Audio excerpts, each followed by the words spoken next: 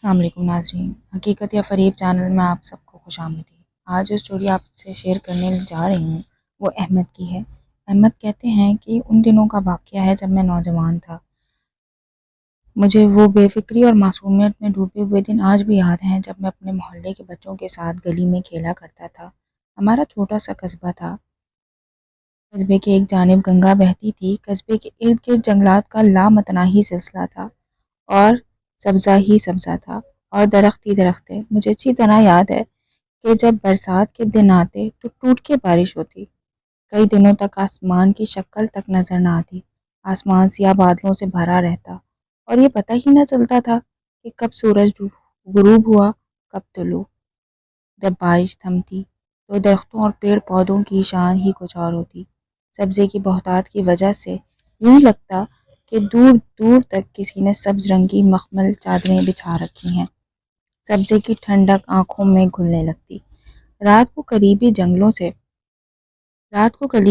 جنگلوں سے اکثر اوقات بھیڑیے اور لگڑ بگھے ہمارے گاؤں کے گھروں میں گھس آتے، جو کہ شیرخوار بچوں کو اٹھا کر لے جاتے۔ گھنے جنگلات کی قربت کی وجہ سے ہر جگہ ہمارے گاؤں میں پیڑ پودے اور جنگلی جانور نظر آتے۔ میں گاؤں کا وہ نوجوان تھا جو کہ انتہائی نڈر تھا۔ مجھے ڈر نہ لگتا تھا۔ میرے گاؤں میں جو کیفیت تھی کہ رات ہوتے ہی لوگ اپنے گھروں کے دروازے بند کر لیتے اور اکثر اوقات میرے کانوں میں یہ سرگوشیاں بھی گونجتی کہ کچھ نہ کچھ گڑبڑ ضرور ہے۔ اس طرح کی گفتگو اکثر و بیشتر ہوتی میرے گاؤں میں، جس نے مجھے مزید شش و پنج میں مبتلا کر رکھا تھا۔ کہیں نہ کہیں مجھے یہ تجسس ہونے لگا کہ کچھ گڑبڑ تو ہے۔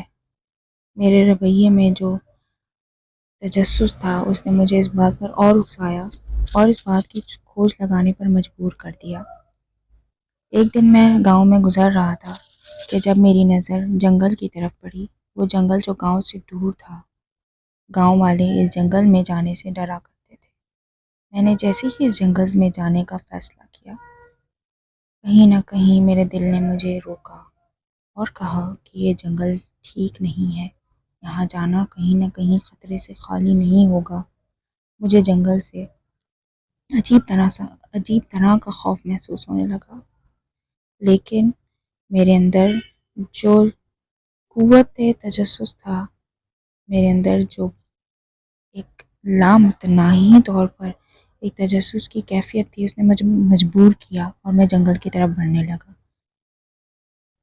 یہ آوازیں جیسے جیسے میں جنگل کی جانب بڑھا، دھیرے دھیرے مجھے کانوں میں سرگوشیاں سنائی دینے لگیں، جیسے کوئی میرا نام پکار رہا ہو، مگر وہاں کوئی نظر کیوں نہیں آ رہا تھا۔ میں نے اپنے قدم تیز کر دیے، میں خوف زدہ ہو گیا اور گھر کی جانب دوڑ لگا دی۔ رات کو میرے کمرے کا دروازہ کھلا، گہری نیند میں سویا ہوا تھا۔ ایک آواز میرے کان کے قریب بولی، احمد ادھر آؤ۔ جب میں اپنے کمرے کو غور سے دیکھا تو وہاں کوئی بھی نہ تھا۔ صبح ہوئی اور میں نے اپنے ماں باپ کو اس واقعے کے بارے میں بتایا تو انہوں نے اسے میری خام خیالی سمجھی اور بات ٹال دی۔ لیکن جب میں زیادہ دن یہی بات دہراتا رہا تو میری ماں مجھے گاؤں کے قریب ایک بزرگ کے پاس لے گئی۔ اس بزرگ نے مجھے منع کیا کہ ان جنگلات میں نہ جانا، اس جنگلات میں کچھ ایسا ہے جسے نہیں چھیڑنا چاہیے۔ اس کی آواز میں عجیب طرح کا خوف تھا، شاید وہ مجھے آنے والے وقت سے ڈرانا چاہتا تھا، لیکن عجیب سی کیفیت تھی اس کے چہرے پر، اس کی آواز لرز رہی تھی۔ اس نے مزید کہا کہ وہاں پر ایک ایسی روح بھٹک رہی ہے، جو لوگ تجسس رکھتے ہیں وہ ان کو آواز دیتی ہے، مگر میں تجسس کا مارا تھا۔ میری اس غلطی نے میری آنے والی زندگی کو تار تار کر دیا، مجھے ذہنی طور پر مفلوج سا کر دیا۔ اگلے دن پھر وہی کیفیت کہ میں اٹھا اور جنگل کی جانب چل دیا۔ کاش ایسا ہوتا کہ میں نے اپنے قدم اس وقت وہیں روک دیے ہوتے اور میں آگے نہ جاتا۔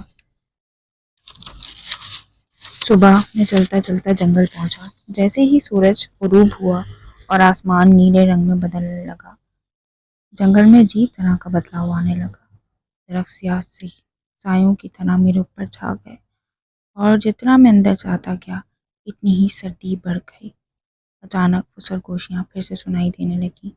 ان آوازوں کی پیروی کرتے ہوئے میں ایک پرانے گھر پہنچ گیا۔ خوف تو محسوس ہوا مگر اندر چلا گیا۔ اندر کا ماحول غبار سے بھرا ہوا تھا، ہر جانب مٹی اور دھول کا ڈیرا تھا، مگر ایک کمرے میں کونے میں ایک چھوٹا سا لکڑی کا صندوق نظر آیا۔ پتہ نہیں کیوں میں اس صندوق کو حاصل کرنے کی جستجو میں اس کے پیچھے چل پڑا۔ ایک سرد ہوا کا جھونکا میرے جسم میں سرایت کر گیا کہ جب میں نے اس صندوق کو کھولا، وہ لکڑی کا صندوق کسی قدیم زمانے کا لگتا تھا۔ اس کے اوپر مٹی کا ڈیرا تھا۔ میں نے جیسے اسے کھولا، میرے کانوں میں وہی آواز گونجی کہ تم نے مجھے تنگ کیا۔ فوراً پلٹ کر دیکھنے پر میں دنگ رہ گیا۔ ایک بھیانک عورت جس کا چہرہ بے حد پیلا اور آنکھیں خالی تھیں ٹھیک میرے سامنے کھڑی تھی، اور اس کے کپڑے پھٹے تھے۔ اس کے منہ سے کوئی آواز تو نہ نکلی مگر میرے جسم پر غیر معمولی دباؤ سا محسوس ہونے لگا۔ میرا سانس رک گیا۔ پھر اچانک وہ عورت بولی، تم نے مجھے تنگ کیا، تم اب عذاب کا شکار ہو گئے۔ اچانک ساری دنیا تاریک ہو گئی اور میں بے ہوش ہو گیا۔ جب مجھے ہوش آیا تو خود کو جنگل کے باہر پایا اور دور سے وہی عورت مجھے گھورتے نظر آئی۔